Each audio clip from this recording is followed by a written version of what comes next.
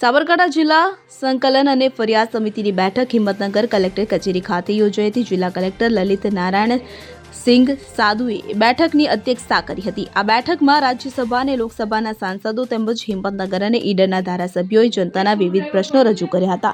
લોકસભા સાંસદ શોભનાબેન બારૈયાએ પ્રાંતિજ શહેરમાં town hall, Prantij service road, નગરપાલિકા વિસ્તારમાં જર્જરિત નાળા અને કમાલપુર નેશનલ હાઈવેમાં સંપાદિત જમીન સંબંધિત પ્રશ્નો ઉઠાવ્યા હતા. રાજ્યસભા સાંસદ રમીલાબેન બારાએ આદિજાતિ વિસ્તારમાં શિક્ષણ, શાળાઓના ઓરડા, પીવાના પાણી, વિકાસના કામો અને ગ્રાન્ટ સંબંધિત મુદ્દાઓ રજૂ કર્યા. તેમણે વિજયનગર વિશ્રામ ગૃહ, પોશીનામાં ગર્લ્સ હોસ્ટેલ, કસ્તુરબા ગાંધી વિદ્યાલયમાં કન્યાઓને અપાતી સુવિધા તેમજ ગ્રામ પંચાયતના મકાન અને રસ્તાના પ્રશ્નો પર પણ ધ્યાન ખેંચ્યું હતું.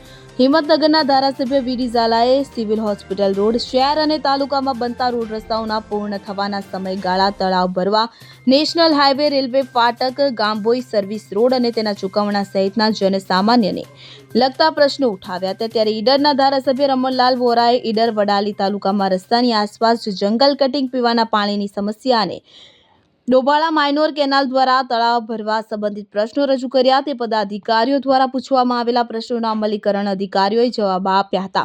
જિલ્લા કલેક્ટરે તમામ અધિકારીઓને જરૂરી સૂચનો અને માર્ગદર્શન પૂરું પાડ્યું હતું. સંકલન બેઠકના ભાગ 2માં રોડ સેફટી, મુખ્યમંત્રી એપ્રેન્ટિસ યોજના અને 108ની કામગીરી અંગે વિગતવાર ચર્ચા કરવામાં આવી. આ બેઠકમાં જિલ્લા પંચાયત પ્રમુખ ભારતીબેન પટેલ, પ્રાંતિજના ધારાસભ્ય ગજેન્દ્રસિંહ પરમાર, જિલ્લા વિકાસ અધિકારી હર્ષદ વોરા, નિવાસી અધિક કલેક્ટર કે વાઘેલા અને તમામ પ્રાંત અધિકારીઓ સહિત અન્ય અમલીકરણ અધિકારીઓ ઉપસ્થિત રહ્યા હતા.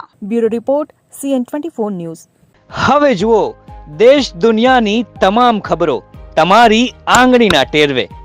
ઉઠાવો મોબાઈલ અને Google Play Store પરથી ડાઉનલોડ કરો અમારી CN24 ન્યૂઝ મોબાઈલ એપ.